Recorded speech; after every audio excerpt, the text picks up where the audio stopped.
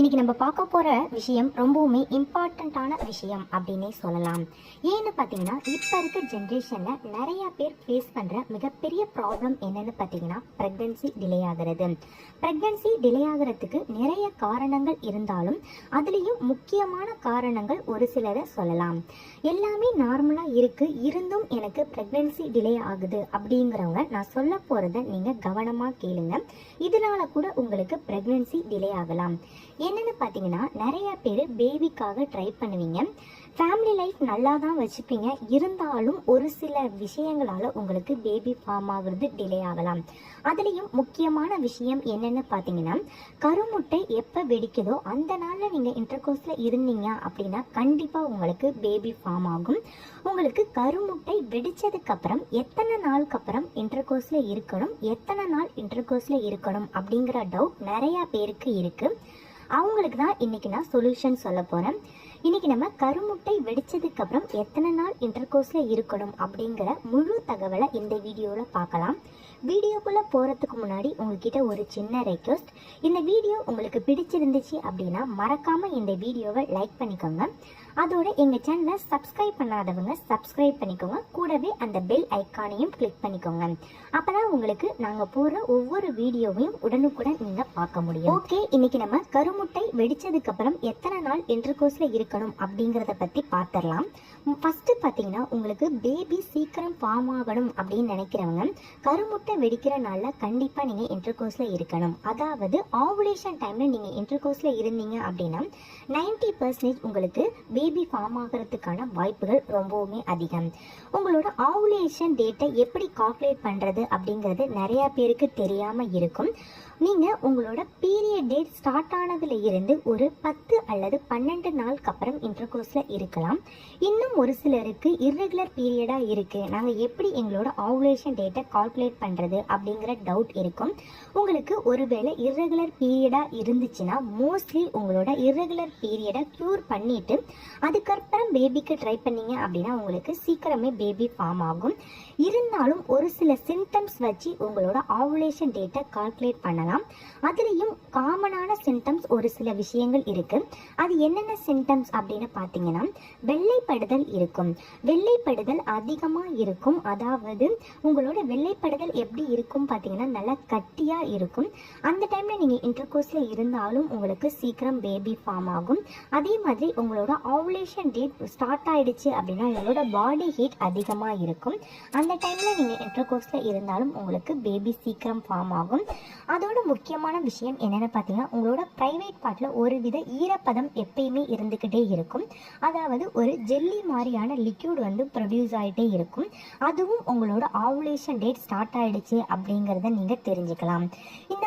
இந்த விஷயங்களை வச்சு உங்களோட ஆவுலேஷன் டேட்டு ஸ்டார்ட் ஆகிடுச்சு அப்படிங்கிறத தெரிஞ்சுக்கிட்டு நீங்கள் அந்த டைமில் இன்டர்கோர்ஸில் இருந்தீங்க அப்படின்னா உங்களுக்கு சீக்கிரமே பேபி ஃபார்ம் ஆகும்.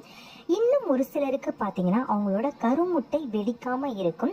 அதனால கூட அவங்களுக்கு பேபி ஃபார்ம் ஆகிறது டிலே ஆகலாம். உங்களோட கருமுட்டை வெடிக்கணும் அப்படின்னா உங்களுக்கு ஒரு சில இன்ஜெக்ஷன் போட்டு கூட ஒரு சிலருக்கு கருமுட்டை வெடிக்க வைப்பாங்க. அது எந்த ஒரு இன்ஜெக்ஷனும் கிடையாது. அந்த இன்ஜெக்ஷனை நினச்சி நீங்கள் பயப்பட வேண்டிய அவசியமும் கிடையாது. அந்த இன்ஜெக்ஷன் என்னன்னு பார்த்தீங்கன்னா HCG இன்ஜெக்ஷன். அந்த இன்ஜெக்ஷன் போடுறதுனால உங்களோட கருமுட்டையை வெடிக்க தான் செய்யும். அதாவது ஒரு எக்ஸாம்பிள், உங்களோட கருமுட்டைனா ஒரு கோழி முட்டையை நீங்கள் எடுத்துக்கிட்டீங்க அப்படின்னா அந்த முட்டையோட உடைக்க செய்கிறதுக்கு தான் இன்ஜெக்ஷன் போடுவாங்களே தவிர அதில் உள்ள கருவுக்கு எந்த ஒரு பாதிப்பும் இருக்காது. அதுக்காக தான் உங்களுக்கு அந்த இன்ஜெக்ஷன் போடுறாங்க.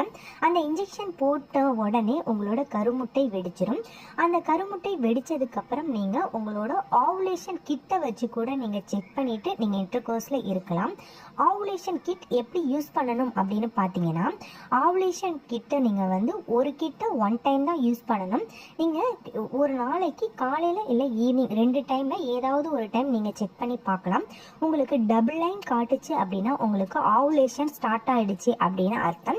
அந்த டைம்லேருந்து நீங்கள் அந்த நாள்லேருந்து நீங்கள் இன்டர்கோர்ஸில் இருக்கலாம். இன்டர்கோர்ஸ் எப்போ இருக்கணும் அப்படிங்கிற டவுட் நிறையா பேருக்கு இருக்கும். நீங்கள் நைட் இன்டர்கோர்ஸில் இருந்தாலும் எந்த ஒரு ப்ராப்ளமும் கிடையாது. அதுவே நீங்கள் இயர்லி மார்னிங் இன்டர்கோர்ஸில் இருந்தீங்க அப்படின்னா ஸ்வம் வந்து நல்ல இன்க்ரீஸ் அதிகமாக இருக்கும். அது மாதிரி ஸ்பெம்மோட குவாலிட்டி நல்லா இருக்கும், ஃப்ரெஷ்ஷாக இருக்கும். அதோட அதாவது ட்ராவல் பண்ணுற டிஸ்டன்ஸும் அதிகமாக இருக்கும். அதனால் ஏர்லி மார்னிங் நீங்கள் இன்டர்கோர்ஸில் இருந்தீங்க அப்படின்னா உங்களுக்கு சீக்கிரமே பேபி ஃபார்ம் ஆகிறதுக்கான வாய்ப்புகள் அதிகமாக இருக்குது. இன்னொரு விஷயம் என்னென்னு பார்த்தீங்கன்னா, இன்டர்கோர்ஸ் டெய்லி இருக்கணுமா அப்படிங்கிற கேள்வியும் நிறையா பேர் கேட்குறீங்க. இன்டர்கோர்ஸ் டெய்லி இருக்கணும் அப்படின்னு அவசியம் கிடையாது. ஒரு நாள் விட்டு ஒரு நாள் இருந்தீங்கன்னா ரொம்பவுமே பெட்டர். ஏன்னு பார்த்தீங்கன்னா அப்போ தான் உங்களுக்கு ஸ்பெர்ம் நல்லா ப்ரொடியூஸ் ஆகும், நல்ல குவாலிட்டியாகவும் இருக்கும். அதனால தான் ஒரு நாள் விட்டு ஒரு நாள் நம்ம இன்டர்கோர்ஸில் இருக்க சொல்கிறோம். அது மாதிரி நீங்கள் இன்டர்கோர்ஸில் இருந்ததுக்கப்புறம் ஒரு சிலர் செய்கிற தப்புகான விஷயங்கள் என்னென்னு பார்த்தீங்கன்னா, இன்டர்கோர்ஸில் இருந்த கொஞ்ச நேரத்திலே ஏந்திரிச்சு போய் உங்களோட வேலைகளை பார்க்க ஆரம்பிச்சிடுறீங்க. அதை நீங்கள் அவாய்ட் பண்ணிக்கிறது ரொம்பவுமே நல்லது. மோஸ்ட்லி இன்டர்கோர்ஸில் இருந்ததுக்கு அப்புறம் left side or right side படுத்துக்கணும். உங்களுக்கு எந்த சைட் கம்ஃபர்டபுளாக இருக்கோ அந்த சைட் நீங்கள் ஒரு கழிச்சு படுத்துக்கோங்க. அதாவது ஒன் சைடாக திரும்பி படுத்துக்கோங்க. திரும்பி படுத்ததுக்கு அப்புறம் ஒரு 10 அல்லது 15 நிமிஷம் நீங்கள் எந்த ஒரு அந்த பொசிஷன் மாறாமல் இருக்கணும். அதுக்கப்புறம் நீங்கள் போய் வாஷ் பண்ணிடலாம். இன்னும் ஒரு சிலர் பார்த்தீங்கன்னா 1 hour ஆர் 2 hour வரைக்கும் கூட வாஷ் பண்ணாமல் இருக்காங்க. அந்த மாதிரி வாஷ் பண்ணாமல் இருந்தீங்க அப்படின்னா உங்களுக்கு இன்ஃபெக்ஷன் வரதுக்கான வாய்ப்புகள் அதிகம். அது மாதிரி நீங்கள் இன்டர்கோர்ஸில் இருந்ததுக்கு அப்புறம் ஒரு 3 hours ஆவது நீங்கள் ஹெவி ஒர்க் பண்ணுறதை அவாய்ட் பண்ணிடணும். அதாவது ஃபார் எக்ஸாம்பிள் நீங்கள் இன்டர்கோர்ஸில் இருந்ததுக்கு அப்புறம் உடனே ஒரு 1/2 hour அப்புறம் ஸ்டெப் ஏறுறது இல்லை ட்ராவல் பண்ணுறது இந்த மாதிரி விஷயங்களை அவாய்ட் பண்ணிடணும். ஏன்னு பார்த்தீங்கன்னா உங்களுக்கு இன்டர்கோர்ஸில் இருந்ததுக்கு அப்புறம் ஸ்பேம் ட்ராவல் பண்ணிட்டு இருக்கும். அந்த டைமில் நீங்கள் ஹெவி ஒர்க் பண்ணீங்க அப்படின்னா உங்களோட ஸ்பெர்ம் வெளியில் வர்றதுக்கான வாய்ப்புகள் ரொம்பவுமே அதிகம்.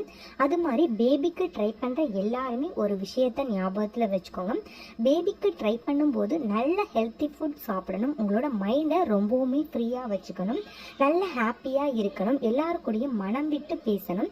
உங்களோட உடம்பு எவ்வளவுக்கு எவ்வளோ ஆரோக்கியமாக இருக்கோ அவ்வளவுக்கு அவ்வளவு உங்களோட மனதும் ஆரோக்கியமாக இருக்கணும். அப்போ தான் உங்களுக்கு சீக்கிரம் பேபி ஃபார்ம் ஆகும்.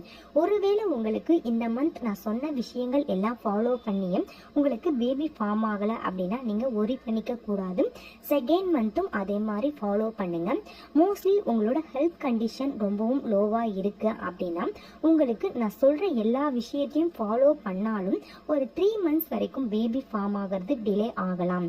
அதனால தான் நான் சொல்கிறேன், பேபிக்கு ட்ரை பண்ணுற எல்லாருமே நல்ல ஹெல்த்தி ஃபுட் சாப்பிடணும்.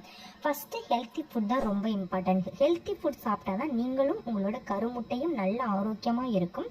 அந்த டைமில் நீங்கள் இன்டர்கோர்ஸில் இருக்கிறப்ப உங்களுக்கு சீக்கிரம் பேபி ஃபார்ம் ஆகிறதுக்கான வாய்ப்புகள் அதிகம். இப்போ நான் சொன்ன தகவல் உங்களுக்கு யூஸ்ஃபுல்லாக இருந்திருக்கும் அப்படின்னு நான் நினைக்கிறேன். இப்போ நான் சொன்ன தகவலை நீங்கள் ட்ரை பண்ணி பாருங்கள். கண்டிப்பாக உங்களுக்கு யூஸ்ஃபுல்லாக இருக்கும். இந்த தகவல் உங்களுக்கு யூஸ்ஃபுல்லாக இருந்துருந்துச்சு அப்படின்னா மறக்காமல் எங்கள் வீடியோவுக்கு லைக் பண்ணிக்கோங்க. அதோட எங்களுக்கு கமெண்ட்ஸும் பண்ணுங்கள். கண்டிப்பாக உங்களுக்கு நாங்கள் ரிப்ளை பண்ணுவோம். இந்த வீடியோ பிடிச்சிருக்கும் அப்படின்னு நான் நினைக்கிறேன். நெக்ஸ்ட் வீடியோவில் நம்ம பார்க்கலாம். தேங்க்ஸ் ஃபார் வாட்சிங் this video. Thanks for your supporting.